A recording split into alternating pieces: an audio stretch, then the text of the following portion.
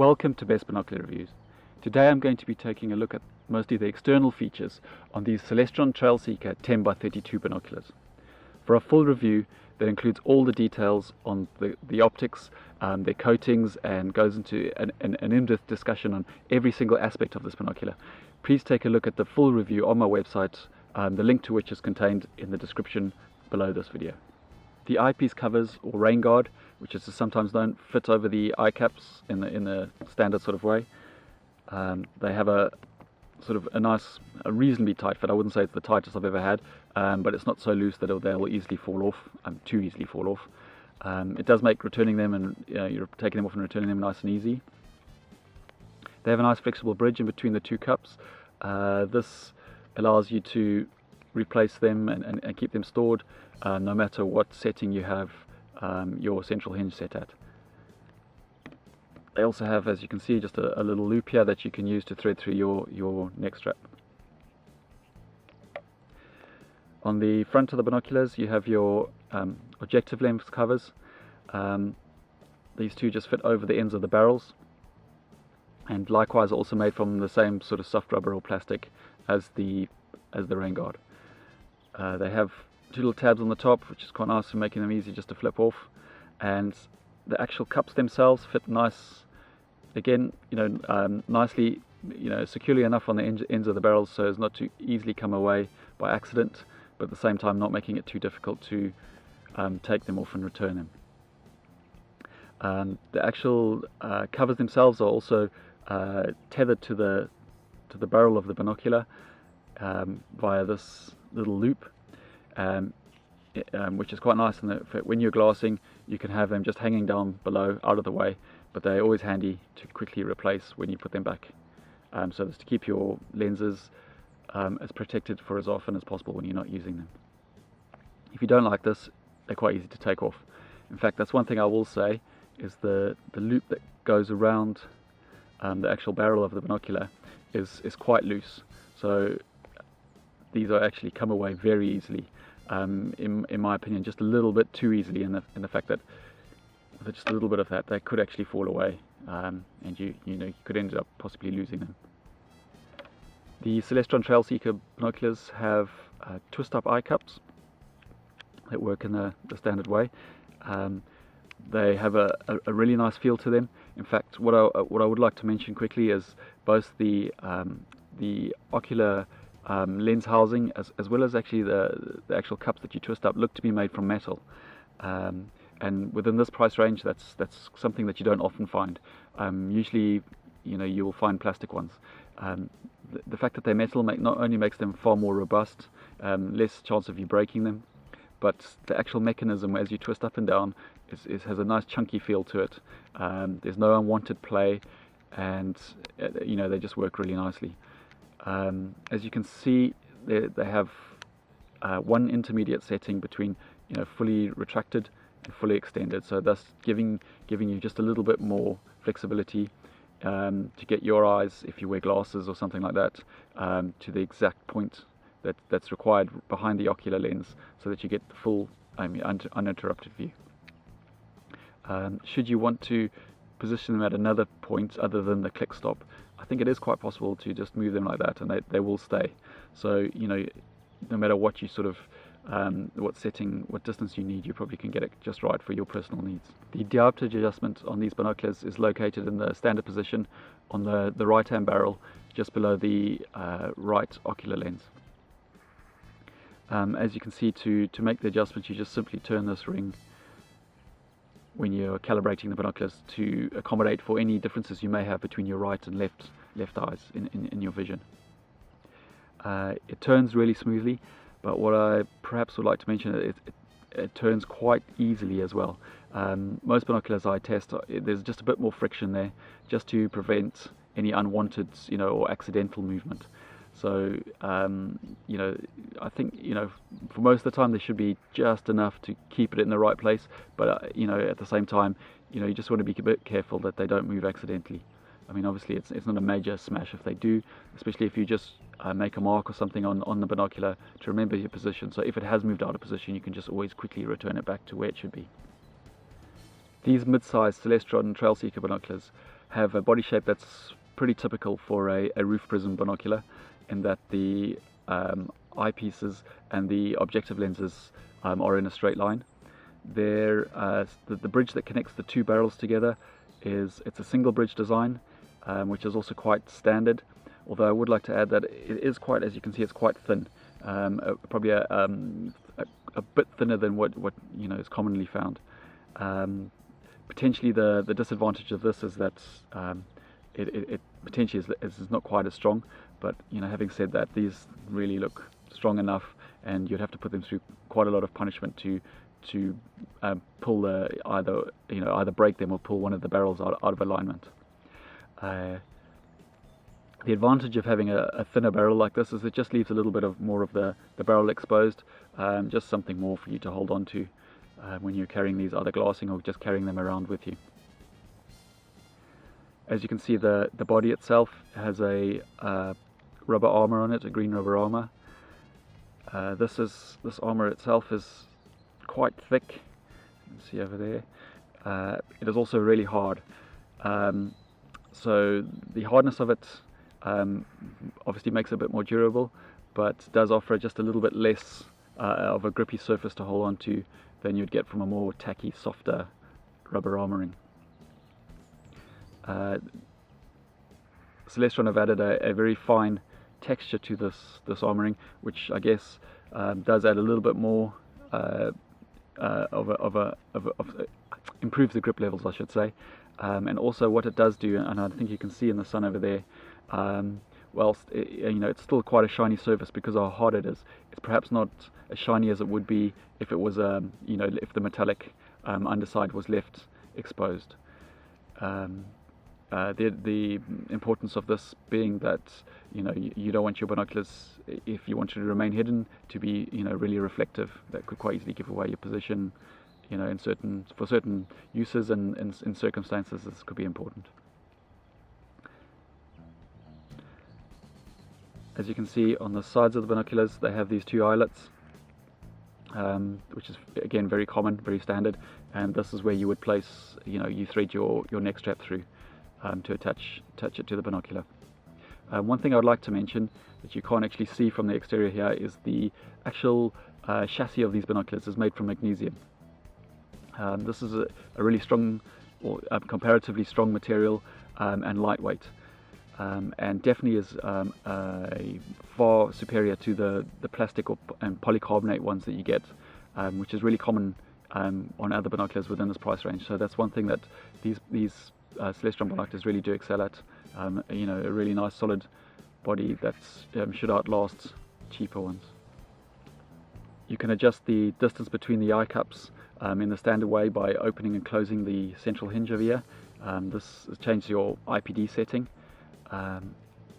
This once again works nice and smoothly, and there's no unwanted play or free movement or anything like that.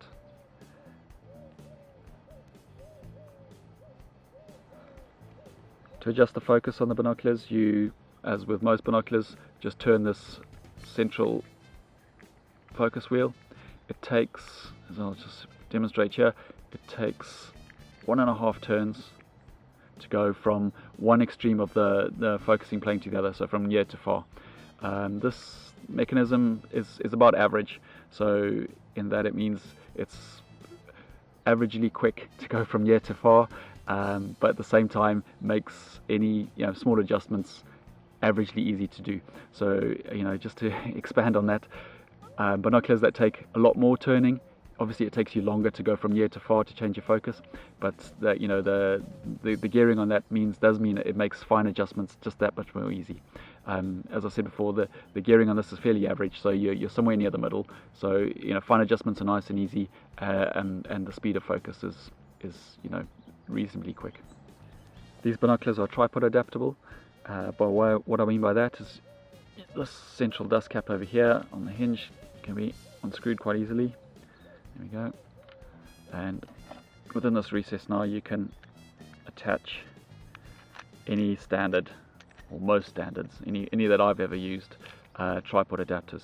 As you can see, I'm using a different brand over here, and once you've attached it by screwing it into there, this can be quite easily then fixed onto your tripod head or your tripod, depending on your setting. If we take a look at the 32mm objective lens on the ends of the barrels of these binoculars, as you can see, there's quite a deep recess, inside the ends of the barrels. I measured to be about 10mm. For a mid-sized binocular, that's actually quite deep. The advantage of this being that it offers more, obviously, physical protection again, for the lenses themselves, but also will prevent things like dust settling on them, a little more than ones that are not quite so deep, as well as offering some protection against rain.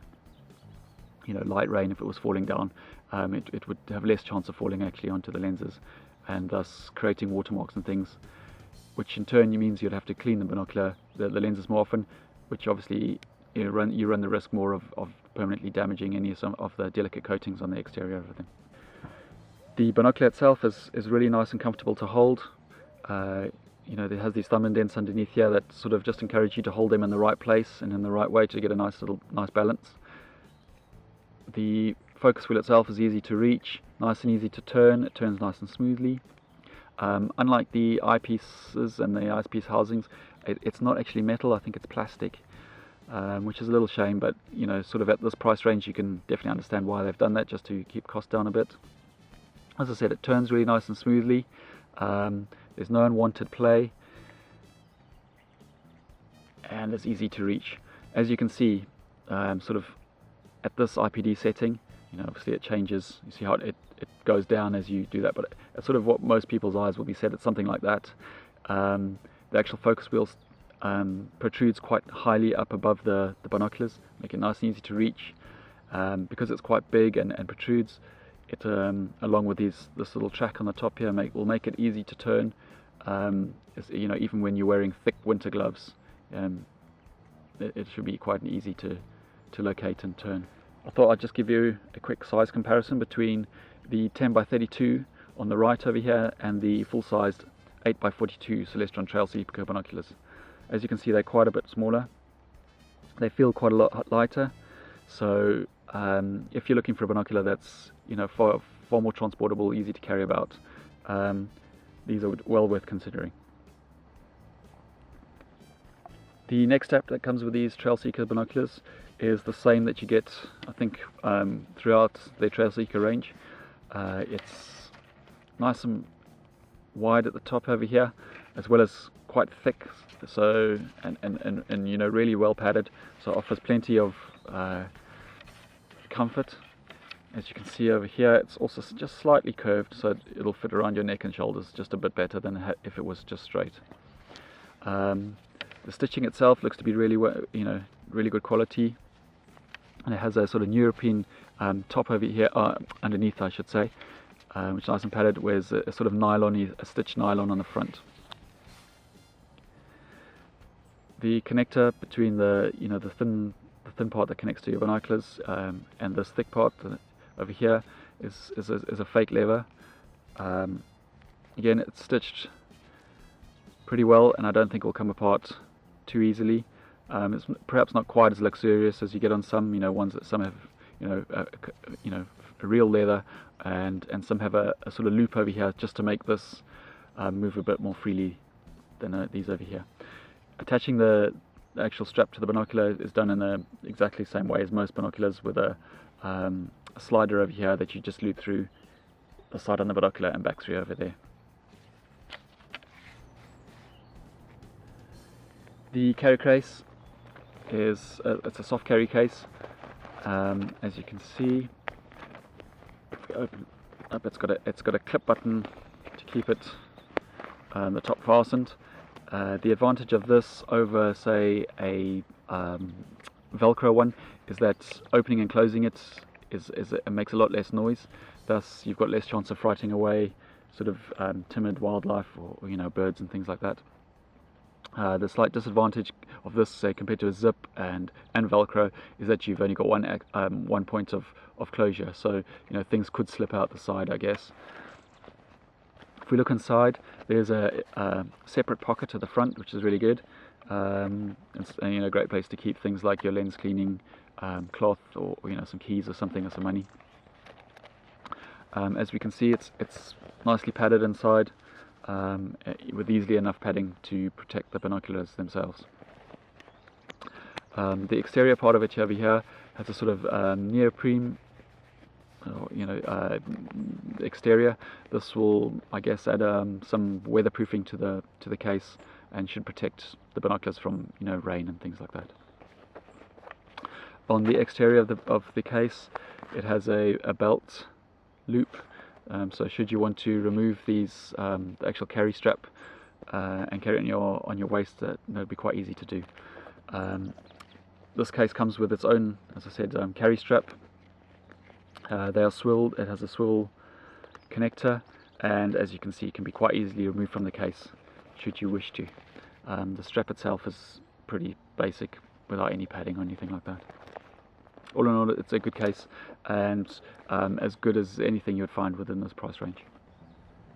Something that I don't think I've ever seen with a mid-size binocular, especially within this price category, is the fact that these Celestron binoculars, come with an included binocular harness, as do all the other Trailseeker binoculars. This is a really welcomed addition, I guess, for a lot of people who want to be able to carry their binoculars out in the field and keep their hands free, and keep them close to their chest. As you can see, it's nicely made. It has a mesh underside with air vents over here, so meaning the contact point on your back, less chance. Well, it'll reduce the amount of sweating that you get on your back. It's nicely padded. The straps themselves are elasticated, and thus will keep once you've got the correct setting, will keep the binoculars nice and securely to your chest. Attaching them to the binocular is quite simple. You just take where you would have usually placed your neck strap.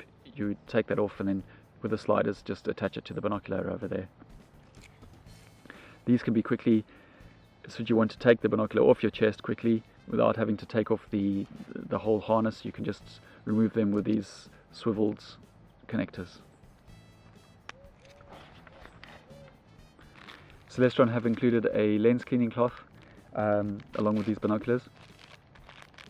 The quality of the cloth is pretty good. It's not the best I've ever seen, but also quite far from the worst, and will do a good job in out in the field for emergency cleaning and things like that.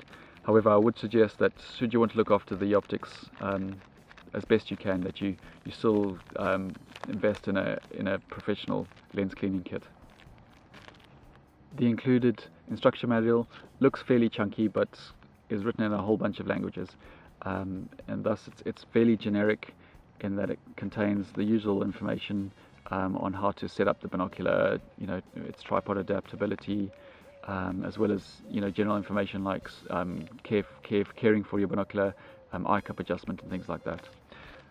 What is far more impressive is the warranty information that's included within, in that these Celestron binoculars are warranted or protected for life for the usable lifetime to the original owner, which I think you agree on a binocular this price level is really impressive, and obviously goes to show that Celestron believe in this product and are prepared to back it up with a really good warranty. That concludes this quick walk around video on the Celestron Trailseeker 10x32 binoculars.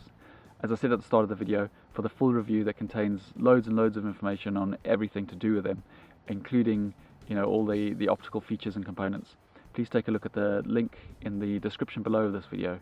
That'll take you through to the review page on my website. Once again, thank you for listening, and I'll look forward to seeing you again soon.